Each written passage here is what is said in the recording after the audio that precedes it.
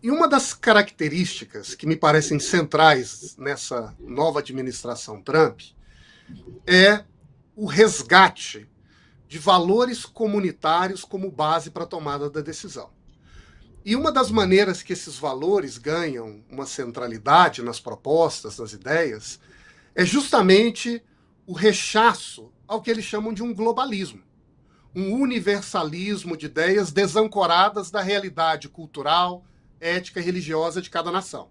Então é como se dissesse: o mercado é importante, mas desde que ele gere bem-estar para as comunidades do meu país. Porque se for para desempregar o interior inteiro, então talvez esse mercado não seja tão bom assim.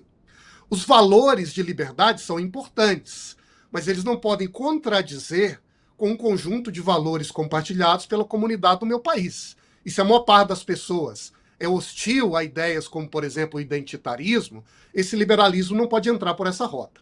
E visto desse modo, parece que o que a gente está começando a assistir é uma reaproximação entre um debate econômico, intelectual, entre um debate cultural de ideias, mas trazendo essas ideias para o centro da comunidade.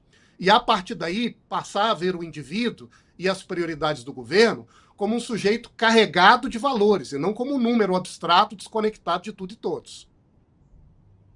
Boa. É uma boa observação, o Vargas. Deixa eu tentar desenvolver alguma coisa em cima dela. Eu acho que esse ponto é o melhor argumento contra a imigração que se tem hoje, né? Os liberais, eu incluindo, geralmente são a favor da imigração, mas é engraçado como essa pauta está enfraquecida justamente por causa desses valores da comunidade. Né? Então, por mais que os economistas, o próprio Brian Kaplan, que o Pozonoff falou, né, tem um livro sobre imigração, por mais que eles se esforcem insistindo que a imigração é boa, tanto para quem emigra, quanto quem se muda, quanto quem recebe os imigrantes e tal. Um vende seu serviço mais caro e o outro compra mais barato e tal.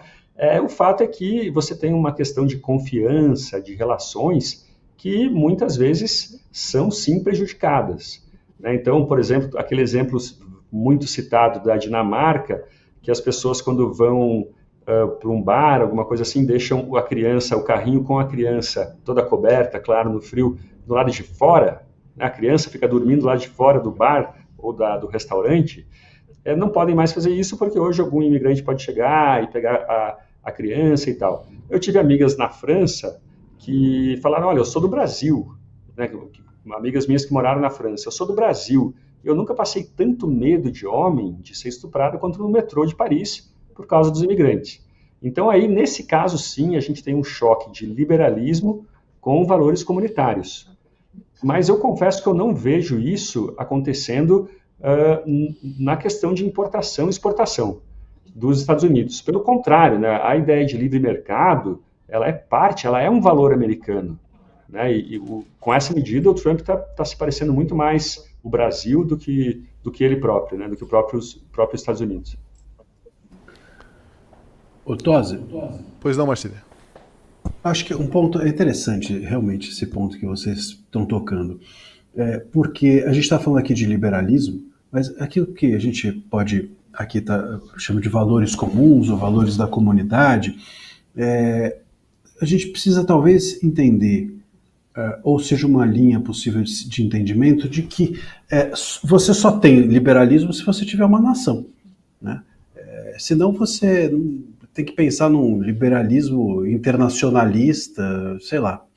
Então, assim, a ideia de nação, ela está relacionada com a ideia de valores em comum.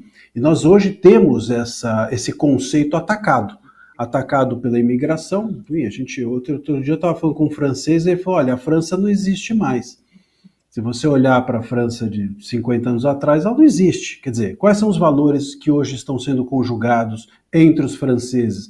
O nome, foi dito aí que o nome no ano passado mais registrado, né, na Inglaterra era era um nome árabe, agora não me recordo qual, mas enfim, quer dizer, como compartilhar esses valores a ponto de se entender como uma nação, a base de uma nação é isso, você ter valores em comum, é você abrir mão do que é diferente para se conciliar com todos em nome de algo, e dentro desse contexto, como fazer isso, né? Porque se a gente não tem isso, vai ter nada a partir disso mais.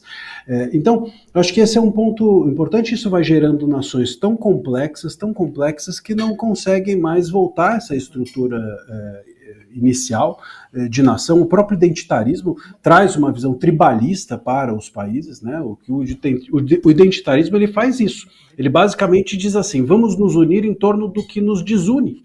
Né? Então as pessoas estão unidas em torno daquilo que elas têm de diferente e não daquilo que elas têm de igual, cria uma ideia de tribalismo. Tudo isso confronta-se com a possibilidade de desenvolvimento de um liberalismo. Então, eu não sei se essa questão, eu volto a dizer, se nós não estamos aqui olhando para um fenômeno que não necessariamente é a implantação de uma ideia, mas a construção da possibilidade de uma ideia. Quer dizer, eu não sei se nós estamos olhando para o Trump ou para as medidas dele como um desmantelamento do que foi feito antes para que qualquer ideia liberal, qualquer ideia de direita, etc., possa ser implantada depois de um tempo.